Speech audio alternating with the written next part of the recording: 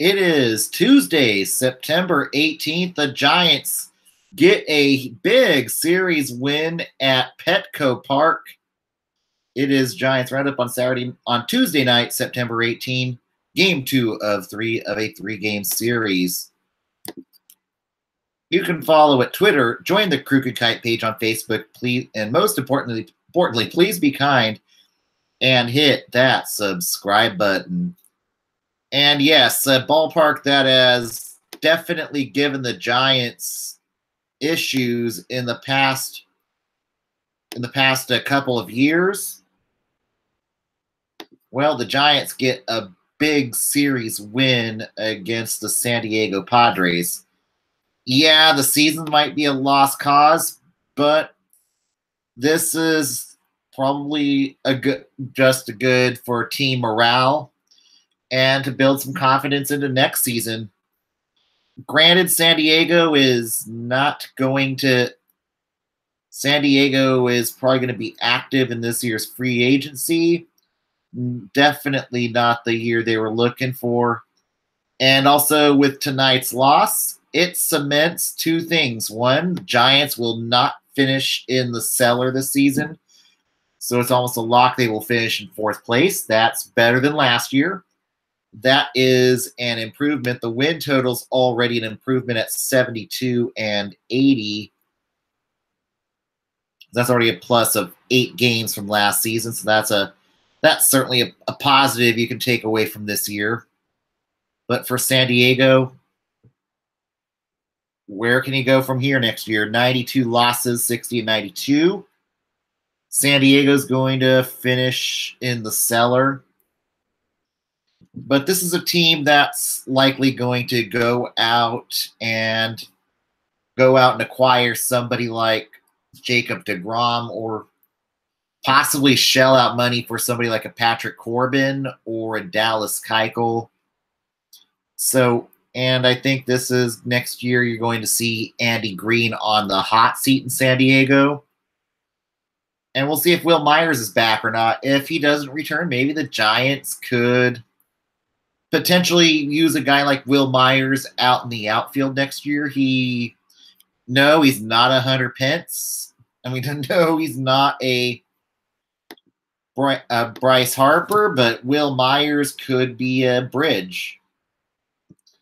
We'll take a look at Will Myers' contract here.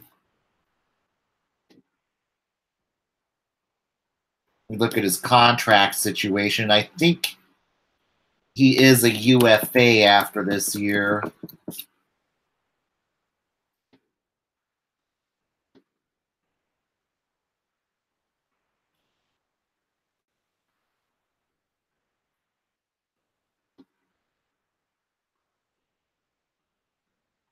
No, okay, he's under team control, so all right. Scratch that for Will Myers, but he's only going to be owed $3 million next year before his contract jumps to $20 million. So yeah, definitely scratch that. But they've got Myers, they got Hosmer. Certainly San Diego is going to be active as they are. Yeah, this is not exactly what San Diego wanted this year. I kind of thought San Diego would be better than this year.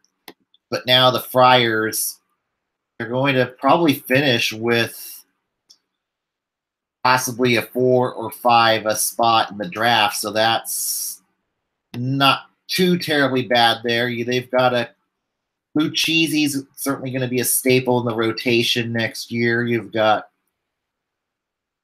Eric Lauer, who's probably going to be guaranteed a spot in the rotation. But if they can get that ace to anchor that rotation,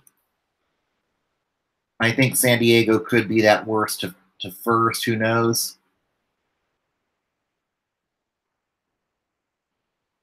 But for the Giants, like I said, a lot you can take away. A lot of positives tonight. Not the best night from Derek Hall, 4 earned in 5 innings pitched. Strikes out 6, but Hunter Strickland walks 2, but he gets out of it. That's good. The 2 walks, not so good.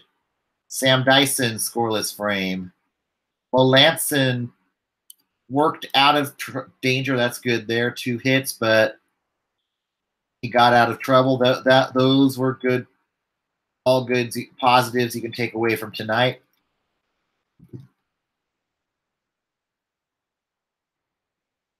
Then it started with a Hunter Renfroe double to deep center. It scored Galvis 1-0 Friars. And then Hunter Pence hits his 3rd home run on the year. It scores Aramis Garcia 2-1 Giants. And maybe Pence is not done. Maybe Pence, he's not going to be with the Giants next year. But maybe there's a team like Texas, or who knows, maybe a team needing a DH. Maybe that's the role Hunter Pence could fit in next year. That could be a really good role for Hunter Pence next year. Is maybe an AL team, and I don't know off the top of my head which AL team is going to be in the market for a DH. But maybe a team like maybe the Angels. He's not an everyday player anymore, but Pence could have some value as a DH next year somewhere in the American League. So that's a possibility. Or he could go DH in Texas, the White Sox. Certainly the White Sox could be a team that I think could be looking to contend next year. We'll see what the White Sox do this offseason. The White Sox could be a fit for Hunter Pence, possibly Tampa Bay on the cheap. But yeah, I think Pence might have a little bit left in the tank, but he's not going to be back with the Giants, but he could have a role in a DH role somewhere. Maybe even Seattle, who could use a designated hitter. And that Pence went tonight 2 for 4. Good, not 2 for 4, and that's definitely positive. Some positivity right there. And then Reyes in the bottom of the 3rd singles center. It scores Fernando Galvis 2-2. And then Pence does it again in the 4th inning. Doubles to right. It scores Nick Hundley 3-2 Giants. And then Reyes with a questionable home run to left field.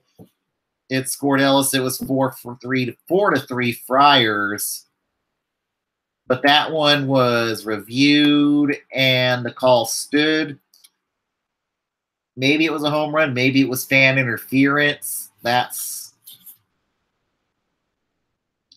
one for God to decide. I don't know the rules of play at Petco Park.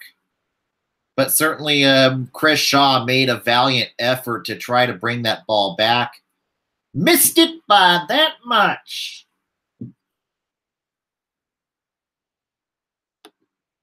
Yeah, but you know what? The Giants came back in the 8th inning with a Chris Shaw singling to center. Singling to the left, it scores Crawford Hundley. 5-4 is your final. Giants improved to 72-80 on the season. San Diego 60-92 on the year. As I said, this is the first time in a while the Giants have gotten a series win. And maybe this is kind of a little bit of irony on the fact.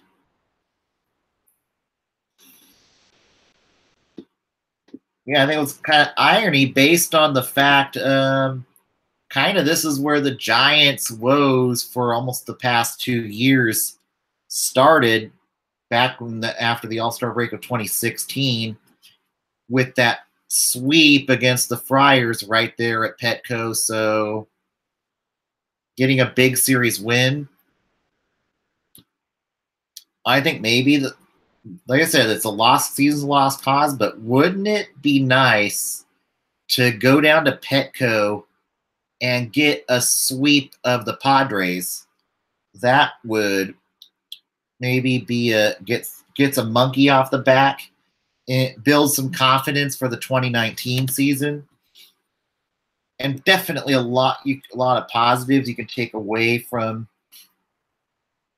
San Diego tonight. Darno played second base. He was Garcia had a hit, 1 for 3.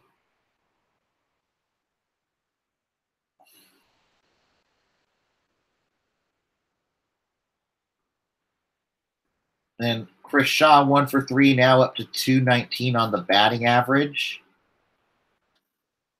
For Shaw, this is something that, hopefully he can carry this positive momentum into spring training next year. And hopefully he will be out to audition for one of the roster spots on the 25-man roster next year. A lot has to do with, say, the Giants. I doubt they'll get Bryce Harper. But, maybe they get somebody like Michael Brantley to a bridge contract, or Cameron Maben to a bridge contract. But they are going to have to maybe look at adding one more outfielder to the roster. Or it could happen via, say, a Mad Bum trade. They could go out and get maybe a Derek Fisher in return, who's not going to may not crack the roster in Houston. But Fisher definitely has some pop. I've seen him hit in Fresno. He would be, and I think this would be a good trade partner for Madison Bumgarner this offseason, would be the Houston Astros.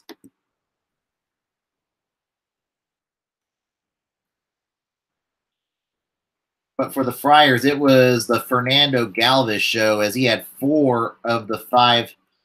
He had 4 of the 9 hits tonight. He went 4 for 5. Franmil Reyes, 2 for 5.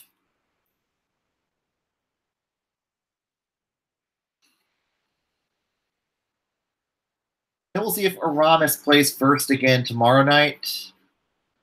Maybe we see Bell. I doubt it. Maybe it's d'Arnaud. Maybe we see a little bit more of Chase d'Arnaud at first, or Austin Slater. Who knows who will play first base tomorrow night? Or maybe they will pick a lucky fan from the stands. Now they will, and in the San Diego tradition, it will be a weird time tomorrow night of 6:10. It will be Chris Stratton going up against Robbie Erlin. This should be a great matchup. Stratton looking to get that ERA down below 4.5 before the season's over. That would be wonderful. And Erlin trying to maybe audition for next year. The Giants will be out for the sweep tomorrow night. That would just mean things are going full circle. And yeah, rest in peace to the even year Magic. Rest in peace. It's over. But it may not get better in 2019. It may have to take a step back before you take a step forward. That's a real possibility this offseason. But now it's just on to bigger and better things for 2019. And who knows what Larry Bear has cooking. And this will be the first time the Giants have missed the postseason in consecutive years since 2008 and 2009. So, if it ends up being 3 in a row, that's all right. If we lose 100 games, that's all right. The sun will shine again at some point. But now with the Giants out of it, I will be rooting for the Oakland A's in the postseason. So go Oakland. So if you can't be the Giants, why not the A's? They haven't won it since 1989.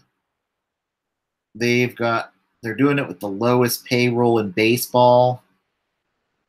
But it seems like they are starting to leak some oil with the bullpen. Bullpen's kind of starting to struggle as of late. That is not a surprise with all the starters they have had hurt for the year. So next couple weeks, the A's are just going to have to start digging deep with the bullpen here. Let's go to the MLB Roundup for your Tuesday night.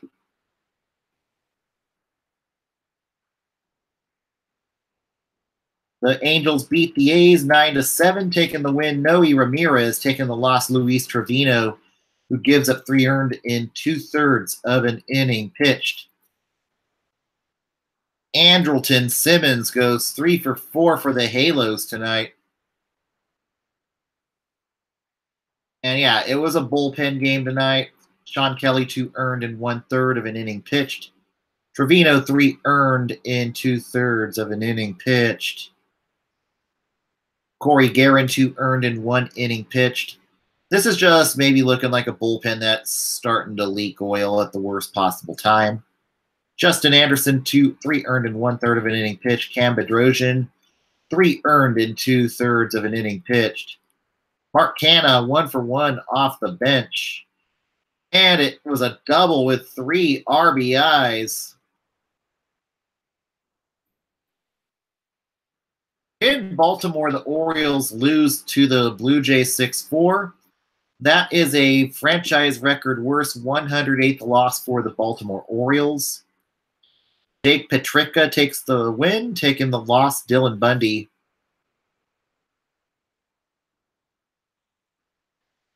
And Lourdes Gurriel Jr. going 2 for 3.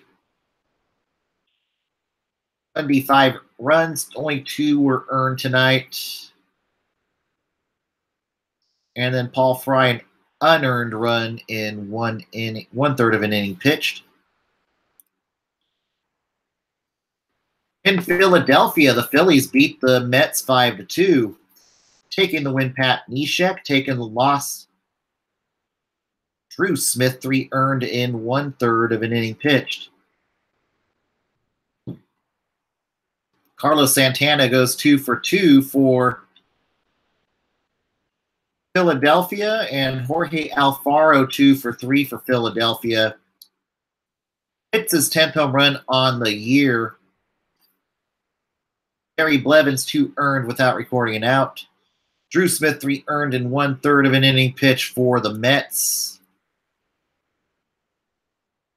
And Philly does pick up a game on Atlanta. They're now just 5.5 back of the Braves. In the Bronx, the Yankees beat the Red Sox 3-2, taking the win. Chad Green taking the loss. Brandon Workman 2 earned in 1/3 of an inning pitched. Zach Britton getting his 6th save of the year for the Yankees. He only had 3 hits, but they made him count tonight.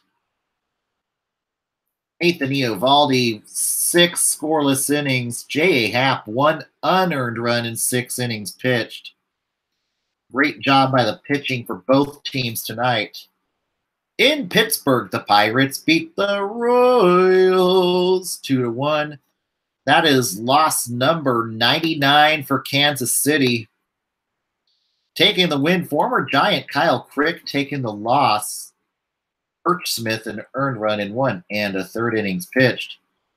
Sterling Marte 3 for 5 for Pittsburgh. And Jamison Tylon, great outing tonight. 7 scoreless innings. Strikes out 11. And Pittsburgh trying to finish the year with a winning record. And Kansas City 1 loss away from the dreaded number 100 on the season. In Miami, the Nationals beat the Marlins 4-2, taking the win. Steven Strasburg, 11 strikeouts in 6 innings pitched. Taking the loss, Sandy Alcantara, 3 earned in 4 innings pitched. Walks 6 batters. Adam Eaton 2 for 3. Peter O'Brien 2 for 2 for Miami.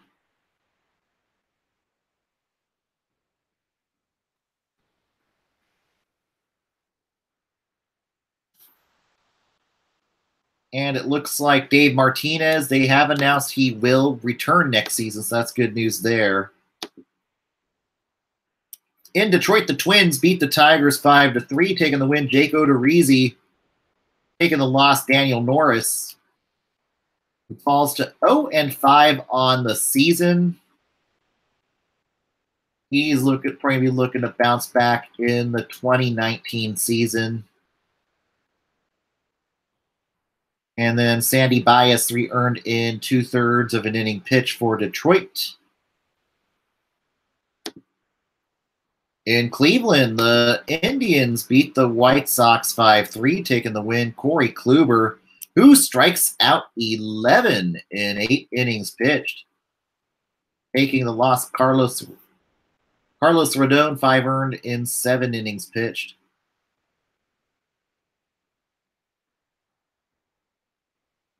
And Chicago, their 91st loss of the year. In Atlanta, the Cardinals crushed the Braves 8-1, taking the win. Austin Gomber taking the loss. Anibal Sanchez, who strikes out 9 in a losing effort in 6 innings pitched. For Atlanta, Freddie Freeman goes 3 for 5 in a losing effort. Ronald Acuna Jr. hits his 26th home run on the year. Johnny Venters, 2 earned without recording an out. Dan Winkler, 2 runs, 1 earned without recording an out. And Bryce Wilson, 2 earned in 1 inning pitched for Atlanta. And St. Louis still hanging in there in the wild card, 2 back. And they definitely got some great news as the Reds beat the Brewers 3-1, taking the win. Sal Romano, taking the loss. Chase Anderson strikes out 5 in 3 and 2/3 innings pitched. Joey Votto goes 3 for 4 for the Reds.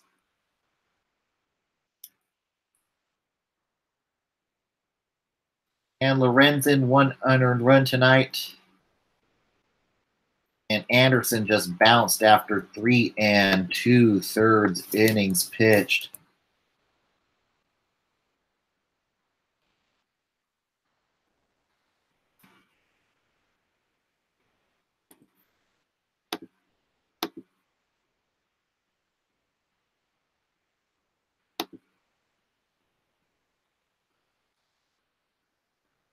And the Brewers now fall 3.5 back in the division. They still are okay as in terms of wild card as of right now.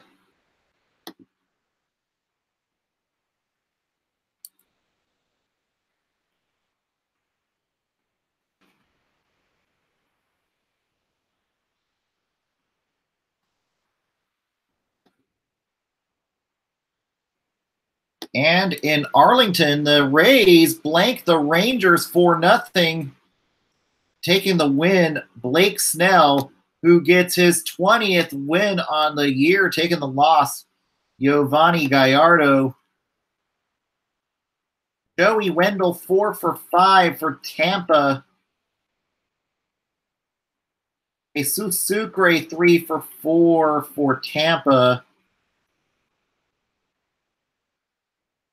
And don't look now, but the Rays are just 5.5 back of the A's for the second wild card spot. So stranger things have happened in the final week, but Tampa Bay is starting to make it interesting for that last wild card spot. So the Rays are definitely not going away. That cannot be good news for Oakland. In Houston, the Astros blank the Mariners 7-0, taking the win. Mike Leake taking the loss, taking the win. Josh James taking the loss. Mike Leake. Robinson Cano goes 3 for 4. Marwin Gonzalez 2 for 3 for the Astros. Rumbelow, 2 earned and 1 inning pitched. And certainly Josh James looking like a guy who could be in the rotation next year for Houston.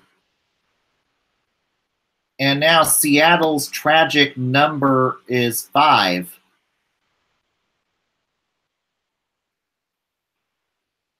is 5 pertaining to the postseason.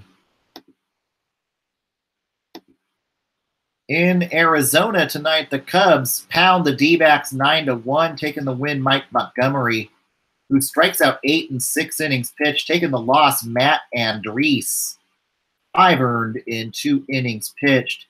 Daniel Murphy goes 2 for 3 for the Cubs.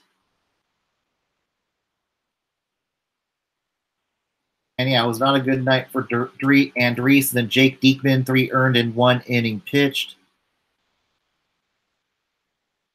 And definitely not a good night for Arizona. They fall 6 back of the division, so that's almost getting into elimination territory at this point. And as in terms of the tragic number for the wild card, it's 5 for Arizona. So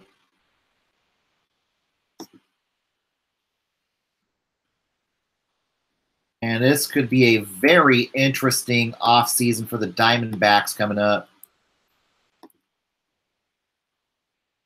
And the LA Dodgers beat the Colorado Rockies 3-2 in 10 innings. Taking the win, Dylan Floro. Taking the loss, Adam Ottavino.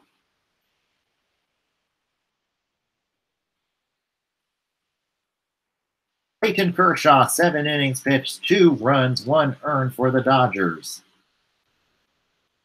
Kyle Freeland, 6 2/3 innings pitched, 2 earned, 4 walks for the Rockies. And LA now has a 1.5 lead over the Rockies.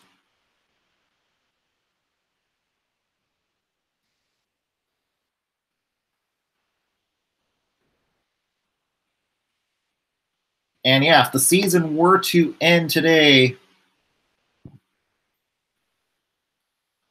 as in terms of the AL,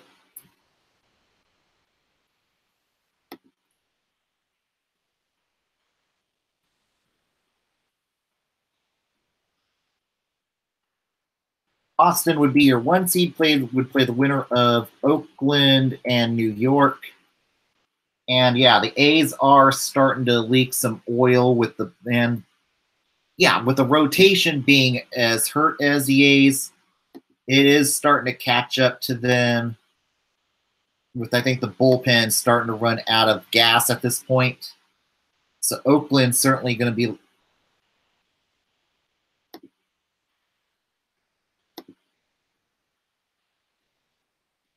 and certainly the Angels are looking to play spoiler on Oakland here at this point.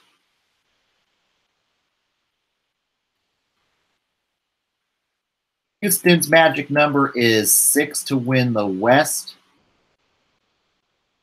And they will likely host Cleveland in the first round. Tampa Bay 5.5 back for the wild card. Seattle 7 back. Their tragic number is 5. In the Central, Chicago with the 1. LA now in the 2 seed. With a 1.5 lead, they're now in the 2 seed. They would host Atlanta if the season were to end today. Milwaukee would play St. Louis in the wild card game. The winner would go to Chicago. Colorado a 1.5 back. Arizona, the tragic number is about 5 for Arizona. Philly 6 back with a tragic number of 5 for the wild card, 7 for the division. And yeah, it's looking like it's down to, for the wild card, it's Colorado. It's going to be St. Louis, Colorado, Milwaukee at this point.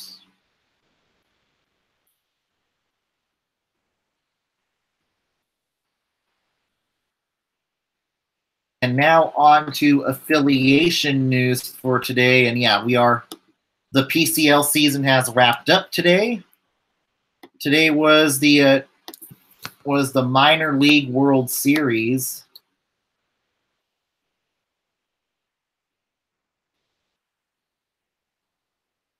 And it's too bad it's not a best of 7 or best of 5 format.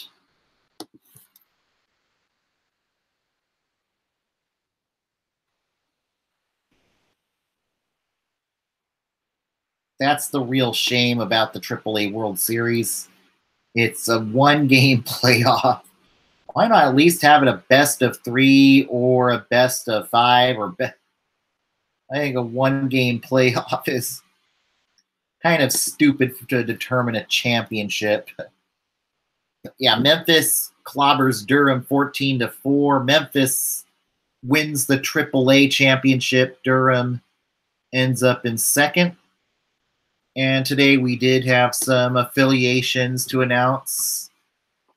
First one is the Texas Rangers have agreed to a 4-year PDC contract with the Nashville Sounds. That was kind of surprising. I thought they would go to San Antonio, but it's looking like San Antonio's facilities are not great.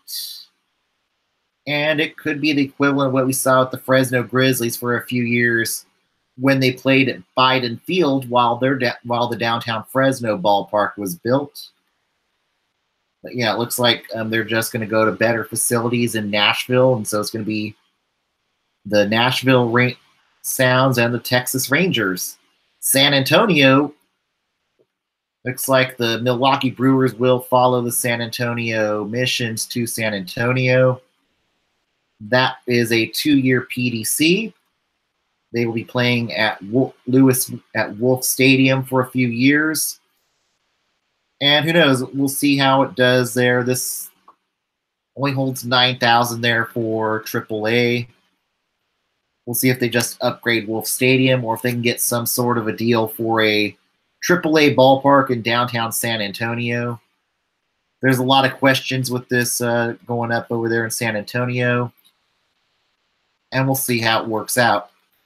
It could easily be heading to Amarillo if things don't work out for a new ballpark in San Antonio.